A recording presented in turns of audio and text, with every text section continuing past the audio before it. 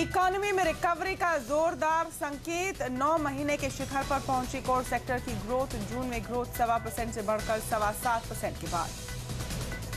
मोदी का मुरीद हुआ अमेरिका। अमेरिकी विदेश मंत्री जॉन केरी ने कहा, भारत के डिफेंस और एनर्जी सेक्टर में निवेश को तैयार है। अमेरिकी कंपनियां H-1B वीजा नियमों को आसान करने की भी लिए दिया आश्वासन। जासूसी के मुद्दे पर भारत ने जताया अपना विरोध। विदेश मंत्री सुषमा स्वराज ने कहा, दोस्त नहीं करते एक दूसरे की जासूसी। जॉन केरी ने टाला सवाल। पेट्रोल ₹1.09 हुआ सस्ता। डीजल के दाम में 50 पैसे की बढ़ोतरी। नई दरें आधी रात से होंगी लागू। जुलाई सीरीज की एक्सपायरी के दिन बाजार में मायूसी। सेंसेक्स निफ्टी 0.25% से ज्यादा फिसले। मिड कैप शेयरों ने भी गंवाई तेजी। रुपए की रौनक भी घटी। 3 महीने के निचले स्तर पर फिसला। $1 की कीमत ₹60.60 के भी ऊपर गई। आईसीआईसीआई बैंक और मारुति सुजुकी के नतीजे उम्मीद से बेहतर। HCL टेक का मुनाफा भी 13% बढ़ा, लेकिन एनटीपीसी के नतीजों से निराशा।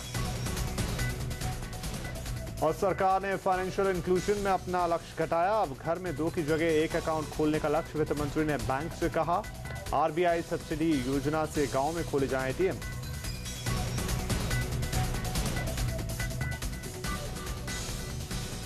नमस्कार, आप देख रहे हैं आवाज एट 9। मैं हूं तमन्ना इनामदार दत्ता। नमस्कार, आपके साथ मैं हूं विपिन भट्ट। आगे बढ़े इससे पहले कुछ और हेडलाइंस। पैसा बनाने की एक और स्कीम पर चला सेबी का हथौड़ा। पुणे के पैन कार्ड क्लब को CIS स्कीम के तहत पैसा जुटाने से रोका। राजस्थान में कमोडिटी ट्रेडर्स और शेयर ट्रेडर्स को बड़ी राहत। सरकार ने स्टैंप ड्यूटी में बढ़ोतरी को किया कम। CNBC आवाज की खबर का असर। दिल्ली हाईकोर्ट ने लगाई 14 अगस्त तक ई-रिक्शा पर रोक। कहा, ई-रिक्शा से लोगों की जान को खतरा।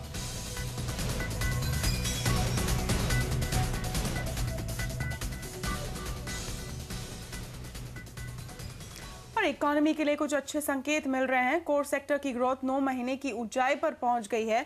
जून में कोर सेक्टर की ग्रोथ करीब 1.25% से बढ़कर 7.25% से ज्यादा रही। अप्रैल में जून के बीच पहली तिमाही की ग्रोथ भी 24% बढ़कर 4.5% से ज्यादा रही। आंकड़ों पर विस्तार से बात करने के लिए हमारे साथ हमारे सहयोगी प्रदीप पंड्या, साथ ही केयर रेटिंग्स के चीफ इकोनॉमिस्ट मदन सबनविस भी जुड़े हुए हैं। पहले चलेंगे प्रदीप के पास। प्रदीप, कोर सेक्टर की ग्रोथ ने रफ्तार पकड़ ली है। क्या फैक्टर जिम्मेदार है इस ग्रोथ के पीछे? देखिए, 7.5% का आंकड़ा देख के लगता है कि अचानक से शायद हम वो 8-9% ग्रोथ वाले जोन में वापस पहुंच गए। ऐसा नहीं है, क्योंकि यहाँ पे स्टैटिस्टिक्स होता है काफ़ी हद तक। आप बेस इफेक्ट एक अच्छा खासा बड़ा देखते हैं, तो पिछले साल का जून अगर खराब था तो इस साल का जून अच्छा होगा, इस तरह से चलता है। अगर आप आंकड़े देखें तो 7.3% की ग्रोथ ज़रूर दिखाई दे रही है, लेकिन इसकी बड़ी वजह है कि इसके पहले आपने कमज़ोरी देखी थी। लेकिन अगर आप एक बेस देखना चाहें कि क्या रफ्तार दरअसल है, तो अप्रैल से जून के दौरान यानी पहली तिमाही में 4.5% की ग्रोथ आई है। ये भी बुरी नहीं है, इनफैक्ट कहना चाहिए। जिस तरह से हम इंडस्ट्रियल ग्रोथ 1% या उसके नीचे देख रहे हैं, 4.5% बुरी नहीं है। लेकिन इसमें आप अगर देखें तो थोड़ा सा जो डिस्ट्रीब्यूशन है वो देखना पड़ेगा। केवल एक आइटम है इलेक्ट्रिसिटी, जो बहुत ज़्यादा कंट्रीब्यूट कर रहा है। इलेक्ट्रिसिटी का उत्पादन बहुत ज़्यादा बढ़ा है और उसके चलते आप देखिए 15.5% से इलेक्ट्रिसिटी उत्पादन बढ़ा है। पहली तिमाही में 11% से बढ़ा है, जो कि काफ़ी ज़्यादा है। और ये जो प्रोजेक्ट्स थे पूरे हुए हैं, या जिन प्रोजेक्ट्स में पहले कोयला या फ्यूल अवेलेबल नहीं था, शायद अवेलेबल हुआ है, उन सब का एक मिला जुला सा इम्पैक्ट देख रहे हैं। इससे इकोनॉमी की सेहत का बहुत कुछ लेना देना नहीं है। लेकिन इकोनॉमी की सेहत के लिहाज से जो अच्छी खबर है वो एक सीमेंट से आ रही है, जो 13% बढ़ा है पहली तिमाही में 10%, और स्टील जो 4% से बढ़ा है इस महीने के दौरान। लेकिन ये भी हम कहेंगे कि अच्छा खासा देखने को मिल रहा है, क्योंकि अगर आप अप्रैल से जून की दौर की पूरी ग्रोथ देखें तो 8-8.5% वो आती है। तो उस लिहाज से इलेक्ट्रिसिटी, सीमेंट, स्टील, ये कुछ एक खास आइटम्स हैं, और कुछ हद तक कोल भी इसमें हम शामिल कर सकते हैं। इन चारों में एक अच्छा खासा रिवाइवल देखने को मिल रहा है, और ये कंट्रीब्यूट करेगा अब जाकर के IIP में। तो जाहिर है कि IIP का भी आंकड़ा जब आएगा तो इस महीने के लिए, जून के महीने के लिए, वो काफ़ी अच्छा होगा, क्योंकि वहाँ करीब 40% वजन इन आंकड़ों का होता है। तो हम ये कह सकते हैं कि करीबन 2.5-3% का बेस बन गया है। अब इसके ऊपर यानी 3% से ज़्यादा जून का IIP आएगा, इसकी संभावना काफ़ी अच्छी हो जाती है। राइट, तो कोर सेक्टर की आंकड़े कितने उत्साहजनक है, इस पर और बातचीत करने के लिए अब हमारे साथ है केयर रेटिंग्स के चीफ इकोनॉमिस्ट मदन सबनवीज। मदन जी, क्या माना जाए कि अब इकोनॉमी में हालात कुछ हद तक काबू में आते हुए दिख रहे हैं हमें? तो डेफिनेटली ऐसा लगता है कि ये तीसरा महीना है where we have that there has been a continuous improvement. दोनों कोर सेक्टर और आईआईपी डेटा अगर हम देखेंगे, we are seeing continuous improvement. और जबकि ये बात भी ठीक है कि basis definitely come into effect because on account of low base.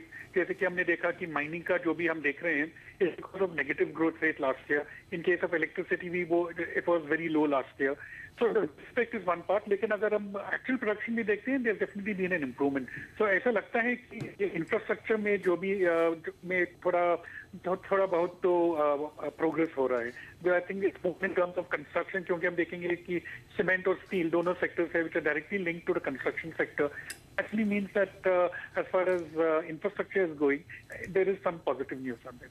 जी, सबनवीज साहब, आईआईपी के आंकड़ों को आप कैसे देखते हैं इस कॉन्टेक्स्ट में? क्या उसमें भी एक पॉजिटिव ट्रेंड की उम्मीद है? डेफिनेटली ये तो पॉजिटिव होगा आईआईपी के लिए। और अगर हम थंब रूल पे जाते हैं कि normally the IIP growth number is around 2/3 of that of the core sector, तो अगर ये फैक्टर लगाते हैं तो we are looking really at something like 3.5% for the month of June. तो ये कंटिन्यूटी होगा, जैसे कि हमने देखा कि 4% ग्रोथ अप टू अप्रैल में, एक कंटिन्यूटी तो एक महीने और के लिए चलेगा। जी, सबनवीज साहब, यहाँ पर कुछ और आंकड़े आज हमने आते हुए देखा। महंगाई में भी एक थोड़ी सी राहत मिल रही है, और दूसरा हमने देखा कि यहाँ पर कोर सेक्टर की भी ग्रोथ। तो क्या ये दोनों फैक्टर रिजर्व बैंक को किसी हद तक उत्साहित कर पाएंगे? हम बात कर रहे हैं यहाँ पर बैंक रेट्स की। के लिए मेरे ख्याल में RBI will wait and watch, क्योंकि जैसे भी हमने देखा है कि मॉनसून में काफी इंप्रूवमेंट हुआ है। We still have uncertainty about which crops are going to get affected on account of the arrival of monsoon. तो फाइनल डिसीजन जब आरबीआई लेंगे वो डेफिनेटली खरीफ आउटपुट पे रखेंगे कि whether kharif output is normal और नॉट, वेदर स्पेसिफिक क्रॉप्स अगर food commodities देखेंगे उन पे कोई असर हुआ है या नहीं। So to my mind I don't think there is any hurry for the RBI to decrease interest rate right now. जैसे भी लगता है कि बोथ सीपीआई दोनों कम आए हैं और आईआईपी ग्रोथ भी पॉजिटिव आएगा, but I think RBI will be a bit cautious and will wait and watch for one more round before taking action on interest rate. Okay, बहुत बहुत शुक्रिया हमसे बात करने के लिए सबनवीज जी। और जानकारों का मानना है कि अब इकोनॉमी की स्थिति सुधरने लगी है। क्रिसिल के चीफ इकोनॉमिस्ट डीके जोशी का मानना है कि कोर सेक्टर ग्रोथ में रफ्तार का असर आईआईपी के आंकड़ों पर दिखेगा और ये 5% के करीब ही रह सकती है। कोर सेक्टर पिछले कुछ सालों में, महीनों में नहीं, बहुत ही अंडर परफॉर्म कर रहा था। और इसमें एक बात और ध्यान देने वाली बात है कि इस सेक्टर में बहुत उछाल रहता है, वॉलेटाइल बहुत है डेटा। पर फिर भी अभी मतलब जून के लिहाज से अगर हम इंडस्ट्रियल प्रोडक्शन को प्रिडिक्ट करने की कोशिश करें तो वो ऐसा लगता है कि पिछले मंथ का जो 4.7 का इंडस्ट्रियल प्रोडक्शन का नंबर था उससे ज्यादा इस जून के महीने में इंडस्ट्रियल प्रोडक्शन में ग्रोथ रहेगी। आईआईपी के आंकड़े पॉजिटिव रहेंगे और हो सकता है 5% के आसपास हो। लगातार महंगाई की मार झेल रही जनता के लिए कुछ अच्छी खबर है। पेट्रोल 1 रुपये 9 पैसे सस्ता हो गया और रसोई गैस के गैर रियायती सिलेंडर भी अब 2.5 रुपये तक सस्ते मिलेंगे। हालांकि आम आदमी का ईंधन यानी डीजल 50 पैसे प्रति लीटर जरूर महंगा हुआ है। पेट्रोल के दाम घटने से जहां थोड़ी राहत की उम्मीद है, तो वहीं डीजल के महंगे होने से महंगाई के और बढ़ने का खतरा बना रहेगा। और एक्सपायरी के दबाव में बाजार लाल निशान में बंद हुए। सेंसेक्स से 190 पॉइंट लौटकर 26,000 के नीचे बंद हुआ और निफ्टी 7,008 के नीचे। सेक्टर की बात करें तो आज सबसे ज्यादा बिकवाली बैंकिंग, कैपिटल गुड्स और रियल्टी के शेयरों पर हावी रही। वहीं उतार चढ़ाव भरे इस कारोबार में फार्मा, एफएमसीजी और आईटी सेक्टर 7 से 12% के बीच चढ़कर बंद हुए। दिग्गजों के साथ छोटे मझोले शेयरों में भी मुनाफा वसूली हावी रही। जानकार अब निवेशकों को थोड़ा सतर्क रहने की सलाह दे रहे हैं। हालांकि लंबी अवधि में तेजी का भरोसा जानकारों को अब भी है और गिरावट पर खरीदारी की सलाह जारी है। I think we should brace for a bit of a correction or at least sideways movement. Market जो है has been going up continuously as we know for almost 4-5 months or so. और कोई भी serious correction आया नहीं। I think we should be at least on the lookout for that. So I would be a bit cautious at this point of time. कुछ negative news तो आ जाता है international markets में या फिर crude oil पे, तो I think that could be an opportunity to enter the Indian equities. एक साइड अपने एक रेजिस्टेंस लेवल को तोड़ के जा रहा है, उसमें हल्की तेजी आई हुई है। बाकी जो मिड कैप्स 3-4 गुना हो गए हैं वैसा नहीं हुआ है, यानी उसमें अभी काफ़ी गुंजाइश है तेजी की। एनटीपीसी बहुत शार्प करेक्शन कर चुका है। शार्प करेक्शन के बाद ये मिड कैप तो नहीं है, पर ये लगभग चूंकि बहुत पॉपुलर नहीं है, एनटीपीसी इस समय करेक्शन के बाद बाय ऑन डिप्स अपॉर्चुनिटी दे रहा है। सिप्ला, डॉक्टर रेड्डी और सन फार्मा लुपिन के मुकाबले थोड़ा पीछे है, लेट बैक है, पर इसका ये मतलब नहीं है वो बिल्कुल अपने फाइनल रेजिस्टेंस को तोड़ने की चेष्टा कर रहा है। अगर वो तोड़ पाएगा तो उसमें अच्छे मूव्स आएंगे। और गल्फ ऑयल से डीमर्जर के बाद बनी कंपनी गल्फ ऑयल लुब्रिकेंट की आज बाजार में लिस्टिंग हुई। एनएसई पर गल्फ ऑयल लुब्रिकेंट की लिस्टिंग 239 रुपए के भाव पर हुई। इसी साल 31 जनवरी को गल्फ ऑयल की डीमर्जर हुआ था। कंपनी का एक्सप्लोजिव और रियल एस्टेट कारोबार गल्फ ऑयल में गया था और लुब्रिकेंट कारोबार के लिए गल्फ ऑयल लुब्रिकेंट नाम की कंपनी बनी थी। ग्रोथ डबल डिजिट का फोरकास्ट है और मार्केट भी हम देख रहे हैं कि it's growing. The prospects look better for the commercial vehicles and passenger car market. Dollar के मुकाबले रुपए में तेज गिरावट आई है। रुपया 3 महीने के निचले स्तर पर लुढ़क गया है। डॉलर की कीमत 60.5 रुपए के भी ऊपर चली गई है। डॉलर के मुकाबले रुपया 49 पैसे की बड़ी कमजोरी के साथ आज 60.55 के लेवल पर बंद हुआ है। 28 अप्रैल 2014 के बाद रुपए का ये सबसे निचला स्तर है। दरअसल यूएस इकोनॉमी में रिकवरी से डॉलर में मजबूती आई है। डॉलर इंडेक्स करीब 10 महीने की ऊंचाई को छू चुका है। कल नॉन फॉर्म पेरोल डेटा भी आने वाला है, इस पर भी बाजार की नजर रहेगी। और मोदी का मुरीद हुआ। अमेरिका रिश्ते बेहतर बनाने के लिए क्या कहा अमेरिकी विदेश मंत्री जॉन कैरी ने, बताएंगे ब्रेक के बाद। पैसे जुटाने की एक और स्कीम पर चला सेबी का थोड़ा, पूरी खबर आगे।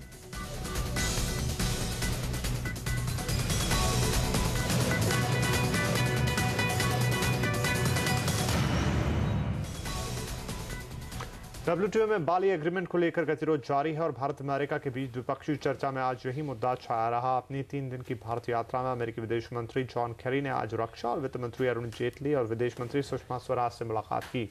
बैठक के दौरान WTO के मुद्दे पर फोकस बना रहा। साथ ही इस मुद्दे पर भारत अपने पक्ष पर कायम रहा, लेकिन अमेरिका को अब भी उम्मीद है कि बाली एग्रीमेंट में बीच का रास्ता निकल सकता है। एक प्रेस कॉन्फ्रेंस के दौरान अमेरिका के विदेश मंत्री जॉन कैरी ने आज साफ भी किया कि अमेरिका भारत की चिंताओं से अवगत है।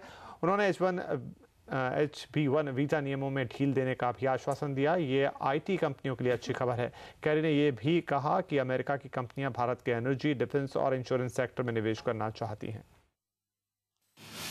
The agreement that was reached in Bali is an agreement that importantly can provide for food security for India. We do not dismiss the concerns India has about large numbers of poor people who require some sort of food assurance and subsistence level, but we believe there's a way to provide for that that keeps faith with the WTO Bali agreement. And so we are obviously encouraging our friends in India to try to find a path here where there is a compromise that meets both needs, and we think that's achievable. शुक्रवार को भारत से रवाना होने के पहले carry प्रधानमंत्री नरेंद्र मोदी से भी मिलेंगे। कैरी की भारत यात्रा को प्रधानमंत्री नरेंद्र मोदी के अमेरिका दौरे के लिए जमीन तैयार करने से जोड़कर देखा जा रहा है। आज जॉन कैरी ने भी उम्मीद जताई कि मोदी के अमेरिका आने से दोनों देशों के रिश्ते में नया अध्याय जुड़ेगा। For both India and the United States, investing in each other's success is frankly one of our smartest long-term strategic bets. We have the capacity, we have the resources, we have the open and resilient societies that can help us compete and win in an interconnected world, and we have remarkable and talented citizens in both of our countries waiting to do so. In the weeks to come, we will take a series of concrete steps to pave the way for Prime Minister Modi's visit to Washington in September, and hopefully, to pave the way for a new chapter in the ties between our two great democracies. Bharat ने नेताओं की जासूसी पर America से दो टूक शब्दों में विरोध जताया है। विदेश मंत्री सुषमा स्वराज ने अमेरिकी विदेश मंत्री जॉन कैरी के साथ प्रेस कॉन्फ्रेंस के दौरान इस मुद्दे पर भारत की नाराजगी साफ-साफ जता दी। सुषमा स्वराज ने कहा कि दो मित्र देशों के बीच जासूसी होना पूरी तरह से अनुचित है। मैंने बिल्कुल ये इशू रेज किया सेक्रेटरी कैरी के साथ, और मैंने उन्हें ये भी बताया कि जब ये खबर भारत के अखबारों में छपी थी तो भारत के लोगों में बहुत गुस्सा आया था और उन्होंने अपना रोष व्यक्त भी किया था। मैं उसी रोष से आपको अवगत कराना चाहती हूँ। और मैंने ये भी कहा उन्हें कि हम दोनों एक दूसरे को मित्र देश मानते हैं, तो एक मित्र देश दूसरे की जासूसी करे ये किसी भी तरह से हमें स्वीकार्य नहीं है। This is unacceptable to us. और अब बात नतीजों की। नतीजों के लिहाज से आज का दिन काफी अहम रहा। आज Maruti Suzuki, NTPC, HCL Tech के साथ देश के सबसे बड़े प्राइवेट बैंक आईसीआईसीआई बैंक ने अपने नतीजे पेश किए। सबसे पहले आईसीआईसीआई बैंक के नतीजों पर फोकस करते हैं जो अनुमान से काफी करीब थे। Q1 में बैंक का NII करीब 18% बढ़कर 4,491 करोड़ रुपए हो गया है, जबकि बाजार उम्मीद कर रहा था कि NII 16% के करीब रहेगा। हालांकि एनपीए के फ्रंट पर चिंताएं जारी है। आईसीआईसीआई बैंक के नेट एनपीए और ग्रॉस एनपीए दोनों में ही बढ़ोतरी दर्ज की गई है। साथ ही बैंक ने प्रोविजनिंग भी करीब 2% बढ़ाकर 726 करोड़ रुपए कर दी है। आईसीआईसीआई बैंक की एमडी और सीईओ चंदा कोचर के मुताबिक इस तिमाही में बैंक के लोन बुक में सुधार देखने को मिला है। ऐसे में आगे कॉर्पोरेट लोन बुक में भी अच्छी ग्रोथ की उम्मीद की जा रही है। जहाँ तक कॉर्पोरेट लोन ग्रोथ का सवाल है, हमने काफ़ी कैलिब्रेटेड ग्रोथ और काफ़ी कैलिब्रेटेड अप्रोच फॉलो किया है वहाँ पे, और वो ग्रोथ अभी इस क्वार्टर में 8% रही है। आई थिंक जिस तरह जैसे इकोनॉमी में इम्प्रूवमेंट देखी जाएगी, ये जो ग्रोथ है पहले वर्किंग कैपिटल डिमांड की तरह से आएगी। There will be a growth in the working capital demand from the corporate sector, और जो कैपिटल इन्वेस्टमेंट के लिए ग्रोथ है वो थोड़ी लैग के बाद आएगी। आईसीआईसीआई बैंक के साथ आज मारुति सुजुकी ने भी शानदार नतीजे पेश किए। मारुति के नतीजों पर डिटेल में बात करने के लिए अब हमारे साथ जुड़ रहे हैं हमारी रिसर्च एनालिस्ट सोनम मेहता। सोनम, पहली तिमाही में कैसा रहा मारुति का प्रदर्शन, कहां से पुश मिला? आय और मुनाफा दोनों का आंकड़ा बिल्कुल हमारी उम्मीद के मुताबिक है, लेकिन मार्जिन फ्रंट पे यहाँ पर कंपनी ने डिसअपॉइंट किया है। जितनी एक्सपेक्टेशन थी मार्जिन फ्रंट पे वो कंपनी डिलीवर नहीं कर पाई है। रेवेन्यूज में 11% की बढ़ोतरी हुई है, मुनाफे में 21% की बढ़ोतरी नजर आ रही है। मार्जिन लेवल्स 11.7% के पिछले साल के 11.4% के मुकाबले। यहाँ पे अदर इनकम में लगभग 45% की बढ़ोतरी हुई है साल दर साल, और इसी का पूरा फायदा मुनाफे के आंकड़े को मिला है। लेकिन अदर एक्सपेंसेस और एम्प्लॉय कॉस्ट में बढ़ोतरी के कारण मार्जिन्स को यहां पर सहना पड़ा है। बल्कि आप कह सकते हैं एवरेज डिस्काउंट्स जो है कंपनी के वो रिकॉर्ड हाइस पे चल रहे हैं, और इसी के कारण बेहतरीन वॉल्यूम्स, लगभग 12% की बढ़ोतरी के बाद भी वॉल्यूम्स में कंपनी के मार्जिन्स को यहां पे मदद नहीं मिल पाई है। So overall stable numbers, margins लेकिन डिसअपॉइंट करते हुए। शुक्रिया सोनम। और एचसीएल टेक्नोलॉजी ने भी चौथी तिमाही में अनुमान से बेहतर नतीजे पेश किए। चौथी तिमाही में कंपनी का मुनाफा करीब 12% बढ़कर 1,834 करोड़ रुपए हो गया है, जबकि अनुमान था कि मुनाफा 1% तक घटेगा।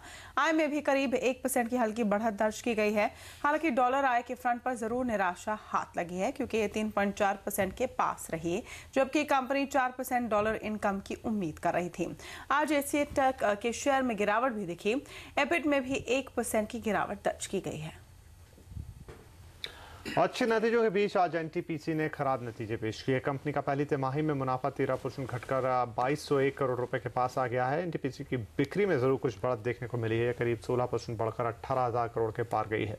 एबिटा के फ्रंट पर भी नतीजे कमजोर रहे हैं। पहली तिमाही में एनटीपीसी का एबिटा 24% घटा है, ये 4,314 करोड़ से घटकर 3,268 करोड़ रुपए पर आ गया है। और मार्केट रेगुलेटर सेबी ने एक और पैसा बनाने की स्कीम के खिलाफ एक्शन लिया है। सेबी ने पुणे के पैन कार्ड क्लब को सीआईएस स्कीम के तहत पैसा जुटाने से रोक दिया है। इस खबर पर और डिटेल के लिए जुड़ते हैं हमारे संवाददाता वीरेंद्र व्यास के साथ। वीरेंद्र, क्या सख्ती दिखाई है सेबी ने पैन कार्ड क्लब के लिए? जी देखिए, सेबी ने हॉलीडे प्लान के नाम पर चल रही एक बहुत बड़ी स्कीम का भांडाफोड़ किया है। पैन कार्ड क्लब नाम की ये कंपनी ये स्कीम चला रही थी। सेबी ने इस कंपनी पर रोक लगा दी है और नई स्कीम लॉन्च करने पर भी रोक लगा दी है। सेबी के मुताबिक इस कंपनी ने करीब 25 लाख निवेशकों से 3,100 करोड़ रुपए जुटाए हैं। साथ ही इस कंपनी की जो देनदारी है वो करीब 6,200 करोड़ रुपए की है। सेबी के मुताबिक ये जो कंपनी है ये कलेक्टिव इन्वेस्टमेंट स्कीम के तहत पैसा जुटा रही थी और इसने सेबी के पास रजिस्ट्रेशन नहीं कराया हुआ था। पैन कार्ड क्लब क्या करती है कि ये लोगों को हॉलीडे प्लान के नाम पर जो होटल के कमरे हैं वो बेचती हैं, और जो लोग इन होटल के कमरों का उपयोग नहीं करते हैं एक तय समय के भीतर, तो उन्हें रिटर्न के नाम पर पैसा, शेयर, डिबेंचर या क्लब मेंबरशिप दी जाती है। सेबी ने अपनी जांच में ये पाया कि सिर्फ 1% ग्राहक ही कमरों का उपयोग कर रहे थे, यानी ये जो कंपनी पैसा इकट्ठा कर रही थी, जो 99% दूसरे निवेशक थे उनमें सिर्फ पैसा इकट्ठा कर रिटर्न के नाम पर पैसा घुमा रही थी। इसी कारण सेबी ने इस कंपनी के ऊपर ये कार्रवाई की है। जी। और अब हर घर में खुलेगा एक बैंक अकाउंट। फाइनेंशियल इंक्लूजन पर क्या है वित्त मंत्री का लक्ष्य? हाँ, दिल्ली में चलने वाले ई रिक्शा पर हाई कोर्ट ने क्यों लगाई रोक, ये सब देखिए ब्रेक के बाद।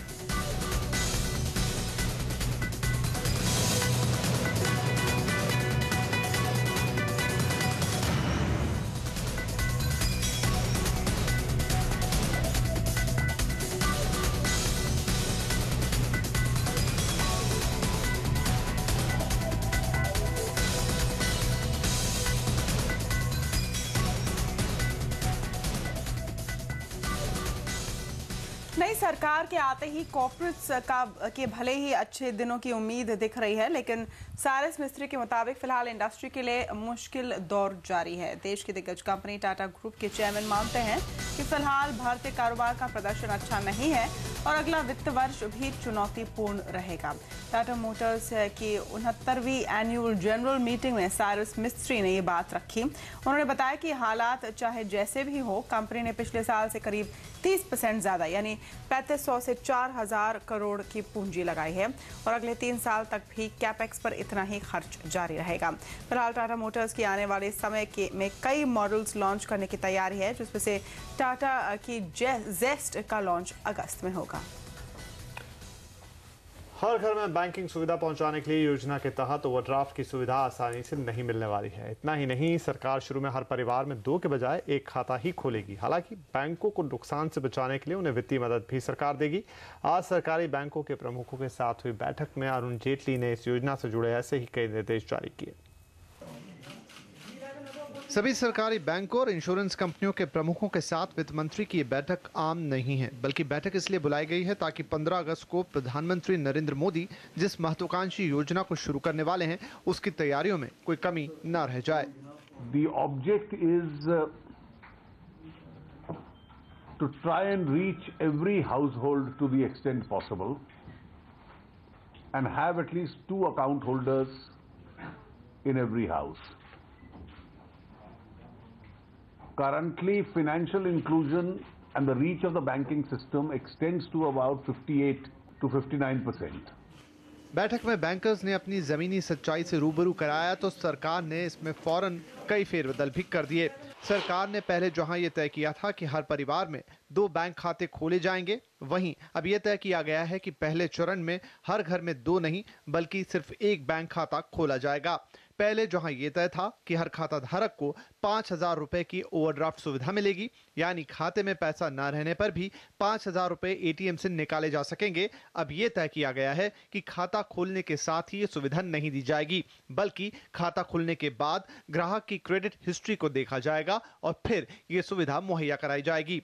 इतना ही नहीं, बैंकों को नुकसान ना हो इसके लिए ये तय किया गया है कि इस खाते के जरिए जो भी सब्सिडी की रकम खाता धारक को दी जाएगी, उसके 2% के बराबर की रकम बैंक को बतौर ट्रांजैक्शन कॉस्ट भी दिया जाएगा। सबसे बड़ी चुनौती तो ये है कि देश के अभी भी बहुत सारे हिस्सों के अंदर कनेक्टिविटी नहीं है, तो जिन एरियाज में कनेक्टिविटी नहीं है वहाँ पर डीएसएल का कनेक्टिविटी प्रोवाइड करने की जरूरत है, सो दैट बैंक्स जो है बीसी मॉडल के थ्रू वहाँ पर बैंकिंग सर्विसेज प्रोवाइड कर पाए। दूसरी कनेक्टिविटी बैंक्स के लिए जो है बीसीज को रिक्रूट करके उनको ट्रेनिंग देने की है। Banks will be in a position to do. बैठक में वित्त मंत्री ने सभी बैंकों से कहा है कि वो अगले 3 से 5 साल में उन 74,300 गांवों में ब्रांच खोले जहां की आबादी 2000 से ज्यादा है। बैंक मित्र यानी बैंकिंग कॉरेस्पॉन्डेंट को बैंकों की योजना में शामिल किया जाए। ग्रामीण डाक सेवक, राशन दुकानदार को भी इसके तहत लाया जाए। रिजर्व बैंक की सब्सिडी की योजना के तहत गांव में एटीएम लगाए जाएं जो आधार नंबर से युक्त हों। वित्त मंत्री और सरकार की इस योजना में बड़ी सक्रियता को देखते हुए बैंक भी अब इसे गंभीरता से लागू करने में जुट गए हैं। सरकार आगे चलकर इस योजना में निजी बैंकों को भी शामिल करने पर विचार कर रही है। लक्ष्मण रॉय, दिल्ली। और दिल्ली हाईकोर्ट ने दिल्ली में चलने वाले ई रिक्शा पर रोक लगा दी है। हाईकोर्ट के मुताबिक ई रिक्शा से लोगों की जान को खतरा है। इस खबर पर ज्यादा जानकारी के लिए हमारे साथ हमारे संवाददाता अतुल मिश्रा। अतुल, बताइए क्या है पूरी खबर।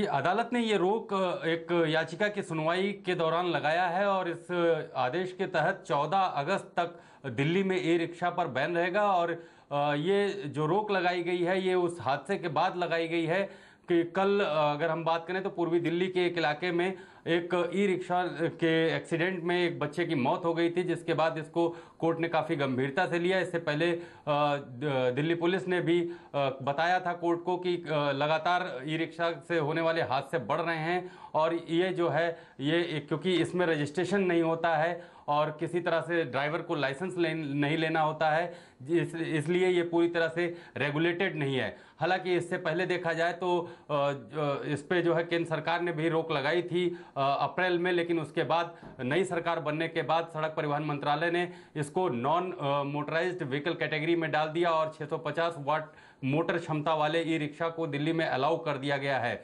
लेकिन अब फिलहाल इस पूरे मामले में देखना यह है कि क्योंकि कोर्ट ने कहा है केंद्र सरकार को नोटिस देकर कि इस मामले में एक ई रिक्शा को लेकर एक पॉलिसी बनाई जाए और उस पॉलिसी को सबमिट किया जाए और 14 अगस्त को होने वाली अगली सुनवाई के बाद अदालत ये तय करेगी कि दिल्ली में आगे ई रिक्शा का क्या भविष्य होगा। फिलहाल आइए देखते हैं कि याचिकाकर्ता सुग्रीव दुबे क्या कहते हैं। इनका कोई हक नहीं है सड़क पर चलने का, ना इनके पास टोकन है, ना इनके पास आरसी है, न इनका रजिस्ट्रेशन नंबर है, न इंश्योरेंस है। लिहाजा इनको कोर्ट पे चलना बहुत ही डेंजरस है, ह्यूमन लाइफ मुश्किल में पड़ रही है। और ऐसे हालात में और जो कल की कॉग्निजेंस कोर्ट ने लिया, कल की घटना को कॉग्निजेंस में लिया, बोला इस तरह से मौतें हो रही हैं, लिहाजा हम लोग कंसीडर ओपिनियन से ये कह रहे हैं कि इसको तत्काल सड़क पे चलना बंद कर दिया, रोक दिया जाए। अभी 14 तारीख तक के लिए है, 14 को फिर सुनवाई होगी। और 5,500 करोड़ रुपए के NSCL घोटाले को 1 साल हुआ पूरा, कब वापस मिलेंगे 13,000 निवेशकों के पैसे, सवाल अभी भी है बाकी। और एसटीडी और लोकल कॉल रेट को बराबर करने से क्या है बड़ी अड़चन, ये भी देखिए ब्रेक के बाद।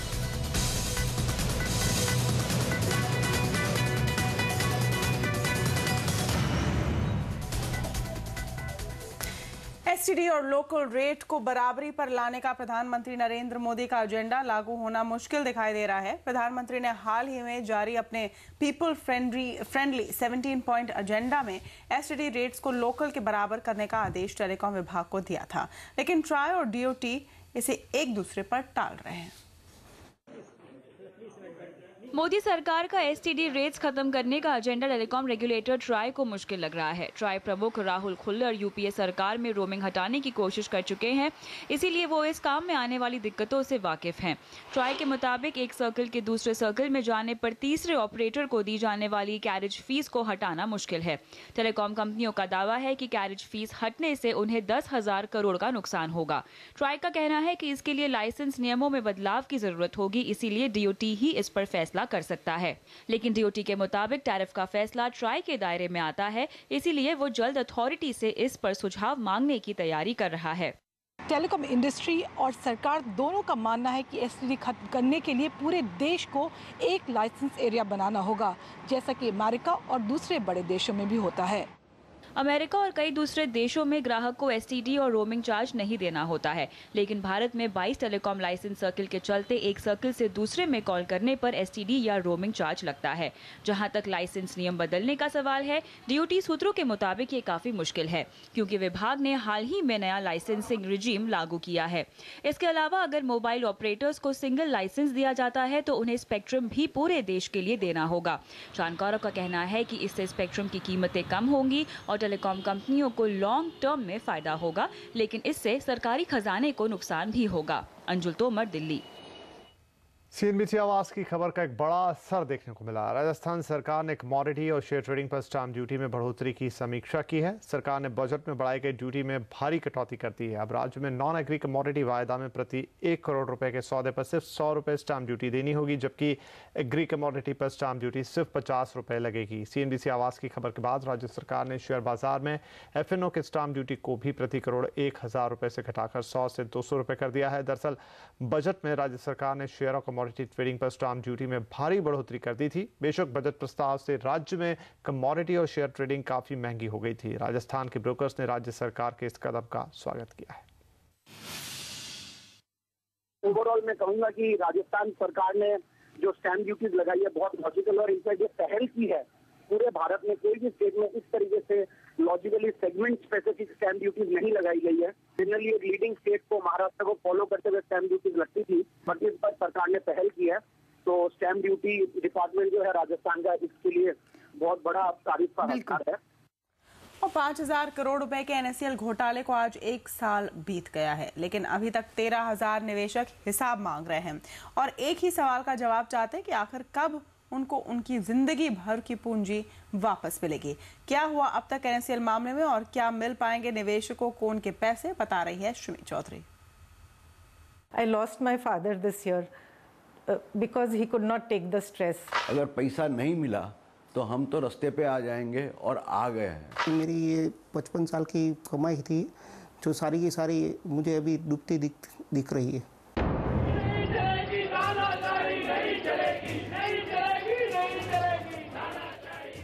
ये गुस्सा और परेशानी सिर्फ इनकी नहीं बल्कि 13,000 निवेशकों की है जिनके 5,500 करोड़ रुपए NSCL में डूब गए हैं। पिछले साल 31 जुलाई को आज के ही दिन NSCL घोटाला सामने आया था, जब एक्सचेंज ने अचानक से ट्रेडिंग सस्पेंड कर दी। कंज्यूमर अफेयर्स मंत्रालय के इस निर्देश ने निवेशकों को commodity regulator forward market commission के दरवाजे पर ला खड़ा किया और सबकी नजर FMC पर टिक गई। हमने कमीशन ने अप्रैल 2012 को सरकार को रिपोर्ट भेजी थी कि कमीशन को ऐसी राय थी कि जो कंडीशंस थे एग्जेम्पशन के NSCL को वह फॉलो नहीं कर रहे थे। हमारी इस रिपोर्ट पर उन्होंने NSCL से शो कॉज मांगा था। उनके जवाब के आधार पर उन्होंने सरकार ने ये कार्रवाई करी जुलाई 2013 में। FMC के निर्देश पर 14 अगस्त को NSCL सेटलमेंट प्लान के तहत पे आउट तय किया गया, मगर 2 किस्तें देने के बाद NSCL ने इसे भी डिफॉल्ट कर दिया। निवेशकों के हंगामे पर सरकार ने इस मामले की जांच के आदेश दिए और देखते ही देखते देश भर की सभी केंद्रीय जांच एजेंसी NSCL मामले को सुलझाने में जुट गई। मुंबई पुलिस की आर्थिक अपराध शाखा ने सबसे अहम भूमिका इस पूरे मामले में निभाई। करीब 7 से 8 गिरफ्तारियां हुई और 5,000 करोड़ से ज्यादा की संपत्ति जब्त की गई। 7 मई को निवेशकों को थोड़ी राहत तब मिली जब EOW ने FTIL के प्रमोटर जिग्नेश शाह की गिरफ्तारी की। EOW ने NSCL देनदारों से करीब 3,000 करोड़ और NSCL के कर्ता धर्ताओं से करीब 2,000 करोड़ रुपए जब्त किए हैं। इस मामले में अहम सवाल निवेशकों के पैसे का भी है, जिसको लौटाने की प्रक्रिया अब जाकर शुरू हो पाई है। MPID कोर्ट ने जब्त संपत्ति की नीलामी के लिए कलेक्टर की नियुक्ति की है और 2 प्रॉपर्टी कंसल्टेंट JLL और नाइट फ्रैंक को खरीद फरोख्त का जिम्मा सौंपा है। लेकिन रियल एस्टेट एक्सपर्ट के मुताबिक निवेशकों को अपने रिफंड के लिए 2 से 3 साल और इंतजार करना पड़ सकता है। NSCL और कमोडिटी एक्सचेंज को बनाने वाले जिग्नेश शाह गिरफ्तार हैं। FMC और सेबी ने कमोडिटी और शेयर बाजार से FTIL को बेदखल कर दिया है, लेकिन इन सब के बावजूद निवेशकों का कमोडिटी बाजार पर से भरोसा कम हो गया है और यही NSCL घोटाले से होने वाला सबसे बड़ा नुकसान है। श्रीमी चौधरी, मुंबई। और NSCL घोटाले की जांच कहां तक पहुंची, कब तक निवेशकों को मिलेगी उनकी जिंदगी भर की जमा पूंजी, इस पर देखिए हमारा खास शो NSCL घोटाला कहां गए पैसे, आज रात 10 बजे। और नटवर सिंह की किताब में लिखी बातों का सोनिया गांधी ने दिया कड़ा जवाब। क्या क्या कहा है उन्होंने, बताएंगे आपको आगे। और पेंशन प्लान में निवेश करने वालों के लिए क्या है अच्छी खबर, ये भी देखिए ब्रेक के बाद।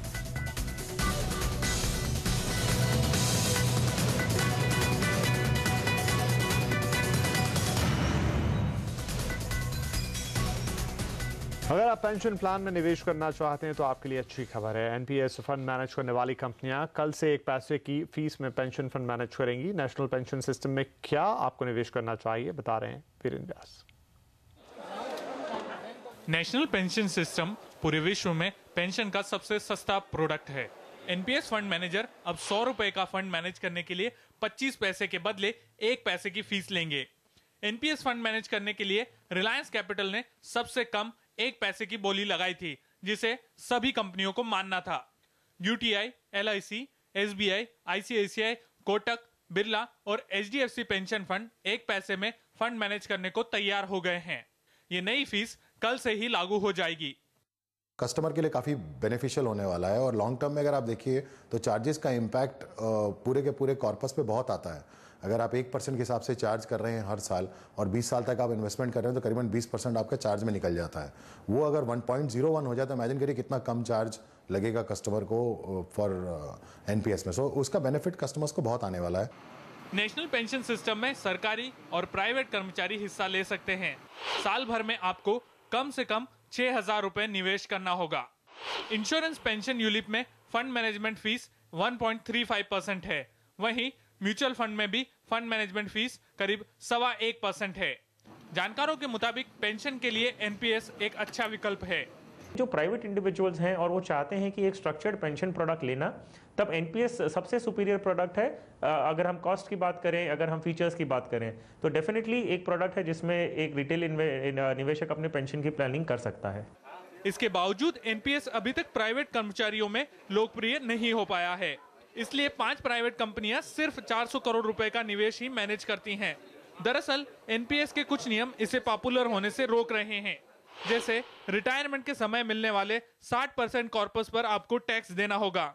इस प्रोडक्ट को फिलहाल ऑनलाइन भी नहीं खरीदा जा सकता है। वहीं कम फंड मैनेजमेंट फीस होने के कारण कंपनियां भी इस प्रोडक्ट की मार्केटिंग में दिलचस्पी नहीं ले रही हैं। कंपनियों के मुताबिक पीएफआरडीए को प्रोडक्ट की मार्केटिंग की जिम्मेदारी उठानी होगी, तभी इस प्रोडक्ट की पहुंच ज्यादा से ज्यादा लोगों तक होगी। वीरेंद्र व्यास, मुंबई। कांग्रेस अध्यक्ष सोनिया गांधी ने नटवर सिंह की किताब में लिखी बातों पर कड़ा जवाब दिया है। सोनिया ने कहा कि वो भी किताब लिखेंगी और जब उनकी किताब आएगी तो सच लोगों के सामने आ जाएगा। नटवर सिंह ने अपनी किताब में दावा किया है कि राहुल गांधी हत्या के डर से सोनिया गांधी को 2004 में पीएम नहीं बनने दे रहे थे।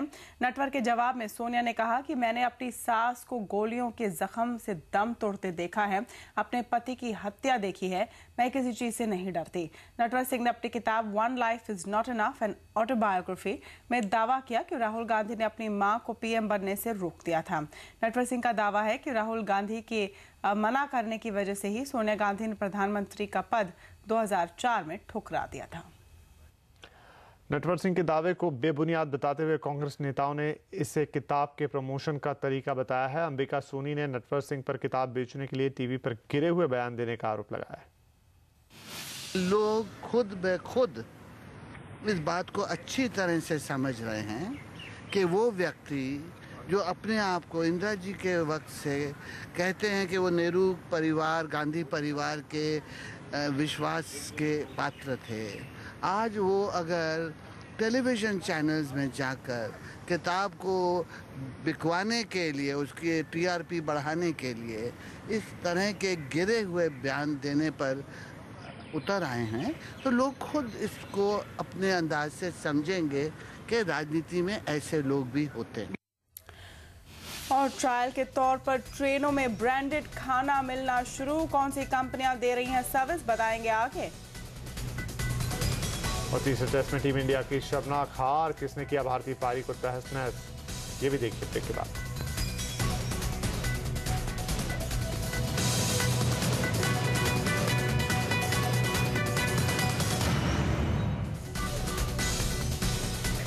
ट्रेन में सफर के दौरान अब आप जल्द ही हल्दीराम, एमटीआर और आईटीसी के प्री कुक्ड मील्स का लुत्फ उठा पाएंगे। सीएनबीसी आवाज को मिली एक्सक्लूसिव जानकारी के मुताबिक अगले हफ्ते से ये कंपनियां ट्रायल के तौर पर मेल और एक्सप्रेस ट्रेनों में अपना खाना परोसेंगे। प्री कुक्ड मील में आपको कौन सी वैरायटी मिलेगी, बता रही हमारी संवाददाता दीपाली नंदा। राजमा चावल, पालक पनीर, दाल मखनी, लेमन राइस, चिकन दरबारी और हैदराबादी बिरयानी।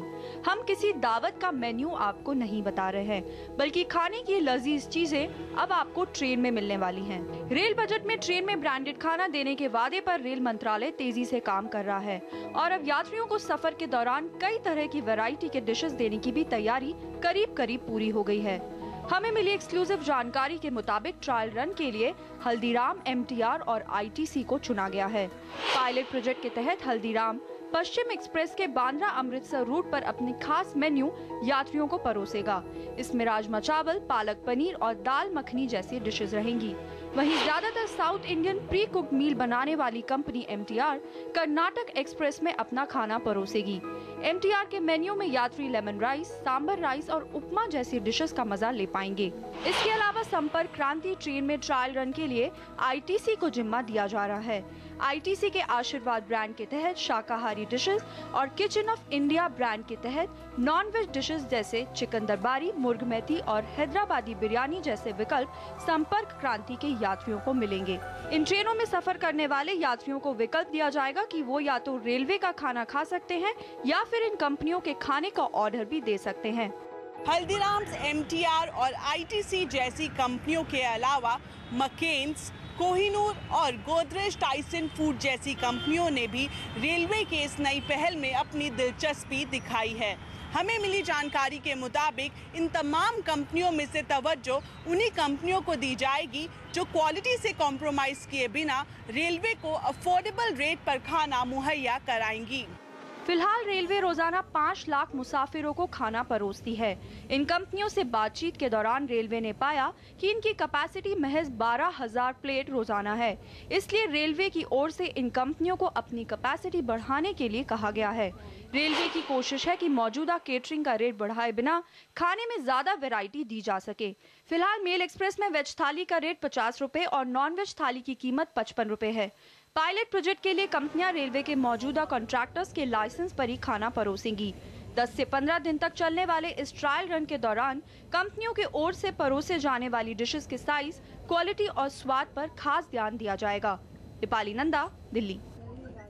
टीम इंडिया को तीसरे टेस्ट में शर्मनाक हार झेलनी पड़ी है। इंग्लैंड ने जीत के लिए 445 रनों का लक्ष्य भारत को दिया था, लेकिन भारतीय टीम 178 रन पर ही सिमट गई। 4 विकेट गिरने के बाद हार की आशंका तो कल ही गहरा गई थी, लेकिन आज आखिरी दिन के पहले सत्र में ही भारत ने घुटने टेक दिए। रहाणे के 52 रनों को छोड़कर बाकी बैटिंग ऑर्डर पूरी तरह से फेल हो गया। रोहित शर्मा और धोनी 6-6 रन बनाकर चलते बने। रविंद्र जडेजा भी कुछ खास नहीं कर पाए। सीरीज में अब तक जोरदार बैटिंग कर रहे भुवनेश्वर कुमार तो खाता भी नहीं खोल पाए। इंग्लैंड के लिए कमाल के ऑफ स्पिनर मोइन अली ने भारत की दूसरी पारी में उन्होंने 6 विकेट झटके। मैच में 7 विकेट लेने वाले जेम्स एंडरसन को मैन ऑफ द मैच का खिताब दिया गया। इस मैच को जीतकर इंग्लैंड 5 मैचों की सीरीज में भारत के मुकाबले 1-1 की बराबरी पर आ गया है।